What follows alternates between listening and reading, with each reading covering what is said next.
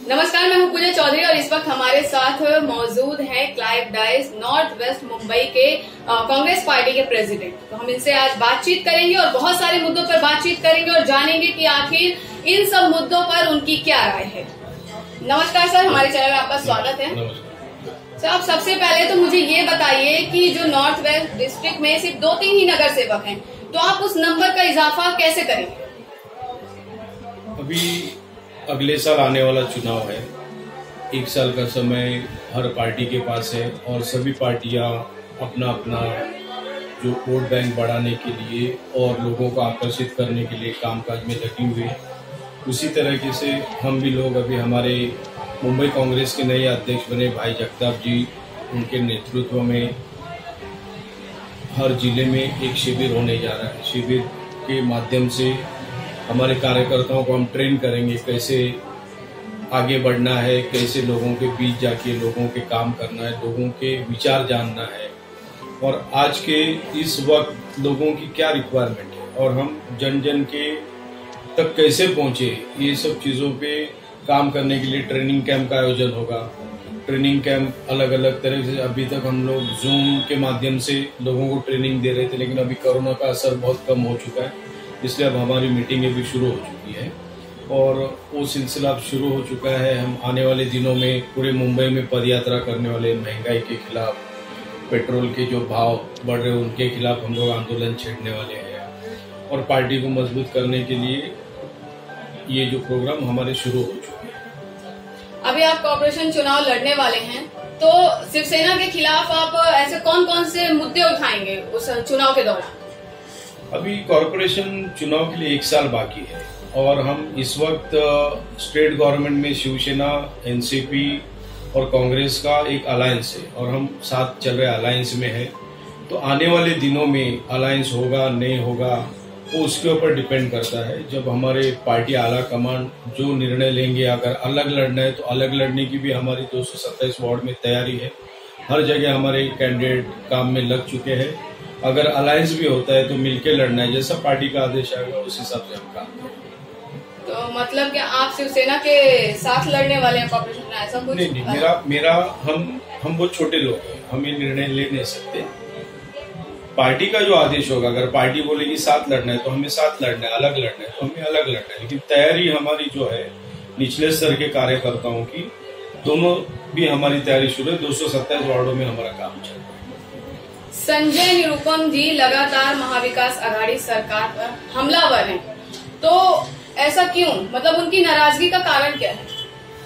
देखिए, हर अपने जो नेता होता है, सबकी जो विचारधारा होती है, वो हिसाब से वो उनका पर्सनल व्यू है। जब भी वो नाराजगी व्यक्त करते हैं, वो एक ऐसे इंसान है जो भी अगर उनके नजर के सामने अगर उन्हें कुछ गलत लगता है तो बोल देते हैं तुरंत। उनकी पर्सनल बातें, उसका जवाब मेरे ख्याल से मुझसे बेहतर वही दे सकते हैं। अभी जिस तरीके से तांडव वेब सीरीज के बारे में लखनऊ की बात करें, यूपी से लेकर महाराष्ट्र तक में भी तांडव वेब सीरीज को लेकर, और ऐसी सिर्फ तांडव ही नहीं, आश्रम जैसी वेब सीरीज हैं, बहुत सारी ऐसी मूवी हैं जो कि हिंदू धर्म के जो लोग हैं उनकी भावनाओं को ठेस पहुंचाने का काम करती हैं। तो आप इसके बारे में क्या कहना चाहेंगे, कहाँ तक सही है? देखिए, पहली बात तो ना तांडव, आश्रम, जो भी वेब सीरीज, मुझे तो समय नहीं मिलता, मैंने कभी देखा भी नहीं है, लेकिन जो हिंदू भावनाओं के खिलाफ न्यूज में मैंने देखा है, हिंदू भावनाओं के खिलाफ जो भी धार्मिक, किसी का भी धर्म हो, हिंदू हो, मुसलमान हो, सिख हो, किसी की भी धार्मिक भावनाओं की भड़काना बहुत गलत बात है और किसी की धार्मिक भावनाओं को ठेस पहुंचाना तो बहुत ही गलत है। मैं इसके हमेशा खिलाफ रहता हूँ, फिर वो कोई भी रहे, किसी भी धर्म की बात हो, किसी भी धर्म के खिलाफ बोलना मुझे पसंद नहीं। सब धर्म, हम हिंदुस्तान एक हमारा ऐसा देश है जहाँ पर हमारे हर मजहब की इज्जत होती है, हर मजहब के लोग हम मिलजुल के रहते हैं और सदियों से रहे, आगे भी रहेंगे। किसी के भड़काने से या भावनाओं को ठेस पहुंचाने से कुछ होगा नहीं, लेकिन जो लोग ये काम करते हैं उनके ऊपर कार्रवाई होनी चाहिए। तो सर, मतलब आपको लगता है कि हमारे यहाँ, ठीक है हम मुंबई की बात कर लेते हैं, हर मजहब के लोग मिलजुल कर रह रहे हैं। जी, आपको ऐसा लगता है? जी जी, मिलकर रहते, सदियों से रहते। अगर जिस दिन ये वाकई कुछ हमारे लोग पॉलिटिशियन लोग समझो या जो लोग अपने फायदे के लिए भड़काने की कोशिश करते हैं, लेकिन मैं नहीं समझता हूँ, क्योंकि दिन भर हम घूमते हैं, हमारे साथ मुसलमान होते हैं, हिंदू होते हैं, सब लोग होते हैं, मिलजुल के रहते हैं। हमने तो कभी द्वेष देखा नहीं। लेकिन वाकई में आप लोगों को लगता है कि जिस दिन हिंदू मुसलमानों के दिल में या एक दूसरे के लिए नफरत पैदा होगी, तो हिंदुस्तान में क्या मुंबई में एक दिन भी रहना मुश्किल है।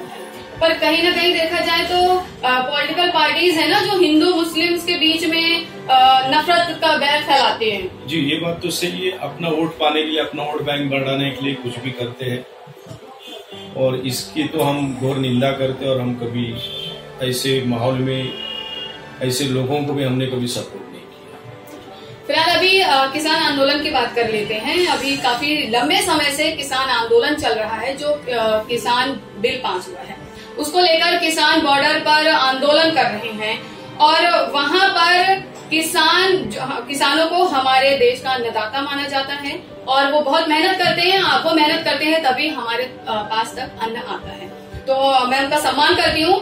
पर वहां पर आंदोलन के दौरान वहां पर खालिस्तान के नारे लगाए जा रहे हैं। मीडिया हाउस को वहां पर जाने नहीं दिया जा रहा है। बड़े बड़े मीडिया हाउस से चोरी से जा रहे हैं, बिना बूम के जा रहे हैं, और तब बहुत ऐसी चीजें सामने आई है कि वहां पर खालिस्तान के नारे लगाए जा रहे हैं। तो किसान आंदोलन के बीच में ऐसा क्यों?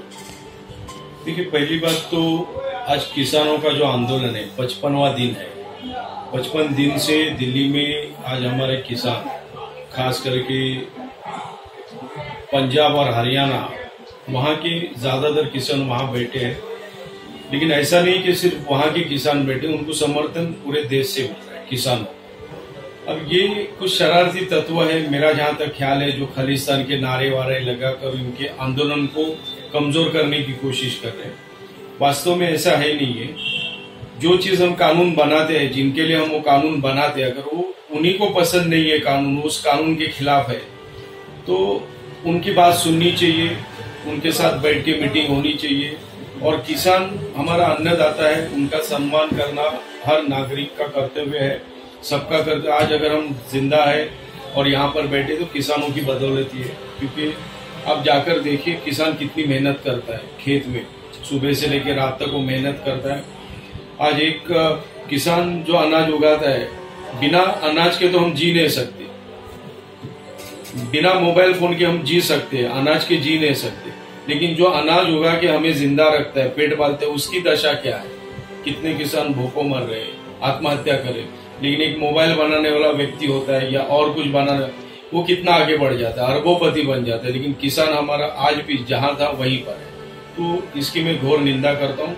किसानों के बारे में सोचना, हर सरकार, जो भी सरकार आएगी, और हमारे जैसे नागरिकों को भी उनके बारे में सोचना है, और उनकी हक की लड़ाई हमको सबको मिलकर लड़ना है। महानगर पालिका चुनाव में आप महिलाओं को कैसे कोऑर्डिनेट करने वाले हैं? महिलाओं को कोऑर्डिनेट करना कांग्रेस पार्टी का एक सिद्धांत रहा है। जब राजीव गांधी जी हमारे पंत प्रधान थे, तभी उन्होंने महिलाओं को आगे आना चाहिए, इसके लिए महानगर पालिका में 33% का रिजर्वेशन लाया था। और हमें बहुत खुशी हुई कि आगे चलकर सोनिया गांधी जी ने उसको 50% कर दिया। तो आज हमने महानगर पालिका में पुरुषों को और महिलाओं को बराबरी का हक दिया है, कंधे से कंधा मिलाकर चलने का हक दिया है। और हमारी महिलाएं बहनें भी किसी भी चीज में आज पीछे नहीं है, तो महानगर पालिका में भी पीछे नहीं रहेगी। और हमारे कार्यकर्ता, मैं समझता हूँ सिर्फ हमारे ने, हर पार्टी के कार्यकर्ता, महिला कार्यकर्ता बढ़ चढ़ के पॉलिटिक्स में हिस्सा ले रही है, और उनका बहुत योगदान आगे होगा। अभी जो कॉर्पोरेशन चुनाव में टिकट जब बांटते हैं तो उसमें आखिरी मोमेंट में बहुत सारे बदलाव होते हैं, तो आप उसमें क्या करेंगे आखिरी मोमेंट? अभी जो हमारी पार्टी में, और हर पार्टी में एक तरीका होता है, एक कमेटी बनती है, स्क्रूटनी कमेटी होती है, और उसके बाद जो काम करने वाले हमारे वर्कर्स होते हैं, ब्लॉक प्रेसिडेंट होते हैं, पदाधिकारी होते हैं, वो सब काम करते रहते हैं। और हर वार्ड में कम से कम 5 से 10 लोग ऐसे होते हैं जो चुनाव लड़ना चाहते हैं, लेकिन सबको तो लड़ा नहीं सकते, उनमें से किसी एक ही का चुनाव होता है। उसके लिए जो हमारी कमेटी बैठती है, जिला कमेटी बैठती है, मुंबई कमेटी बैठती है, और वो तय करती है कि इनमें से जो चुनाव जीत सकता है, जो ज्यादा एक्टिव है, जो कैपेबल है, उसके नाम पे ऐसे हम 2 या 3 लोगों को चुन लेते हैं फाइनल लिस्ट जब बनती है। और फिर हमारी पार्टी हाई कमांड 2-3 लोगों की जो क्राइटेरिया उन्होंने तय किया होता है उसमें जो फिट बैठता है उसको लेके फिर उनको हम चुनाव लड़ने का मौका देते हैं। तो कॉर्पोरेशन चुनाव में आपने क्या क्राइटेरिया रखा है कि क्या क्राइटेरिया होना चाहिए और इसलिए उसको टिकट देंगे? क्राइटेरिया देखिए, सबसे बड़ी बात तो ये है कि जो हमारे कार्यकर्ता किसी वार्ड में रात दिन मेहनत कर रहा है, संगठन को मजबूत करने के लिए काम कर रहा है, और उसकी वहां पर हम लोगों से पूछते हैं, हमारे पार्टी के पदाधिकारियों से पूछते हैं, अगर इस बंदे को टिकट अगर हम देते हैं तो ये सीट निकाल सकता है क्या, और उसके ऊपर स्टडी करने के बाद ये नीचे से रिपोर्ट ऊपर तक जाती है। और हर पार्टी मेरे ख्याल से यही सोचती है कि जो उम्मीदवार चुनाव जीत सकता है उसी को टिकट दिया जाए, कोशिश तो यही होती है। जी बहुत बहुत धन्यवाद। तो ये थे हमारे साथ नॉर्थ वेस्ट मुंबई के president Clive dice, HM news के साथ।